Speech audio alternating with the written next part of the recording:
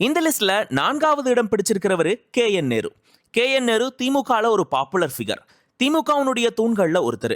இவர் 2021 தேர்தல்ல திருச்சி வெஸ்ட் தொகுதியில போட்டியிட்டு அவர் வாங்கிய வாக்குகள் மிகப்பெரிய அளவுக்கு திமுகவினரால பேசப்பட்டுச்சு. இவர் 85,109 வாக்கு வித்தியாசத்துல வெற்றி பெற்றாரு.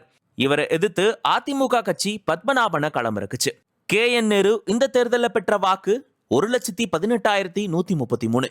இவரை எதிர்த்து போட்டியிட்ட பத்மநாபன் 33,024 வாக்குகள். இவங்க 2 பேருக்கு இடையில 85,109 வாக்குகள் வித்தியாசம். இதுக்கு முன்னாடி நம்ம சொன்ன தொகுதிகளில் பார்க்கும்போது ஆத்தூர்ல திமுகவுக்கு எதிராக பாமக, பூந்தமல்லியில திமுகவுக்கு எதிராக பாமக, திருவண்ணாமலை தொகுதியில திமுகவுக்கு எதிராக பாஜக. ஆனா இவரோட விஷயத்துல அன்னைக்கு ஆளுங்கட்சியா இருந்த அதிமுகவுடைய வேட்பாளரை எதிர்த்து இவர் போட்டிட்டு இருந்தாரு. வரப்போற 2026 தேர்தல்ல கே.என். நேரு தொகுதியை அவ்வளவு சாதாரணமா எடுத்துப்பாங்களான்னு இவரை எதிர்த்து இந்த முறை மற்ற கட்சிகள் யார வேட்பாளரா களமிறக்க போறாங்கன்னு பொறுத்திருந்து பார்க்கலாம்.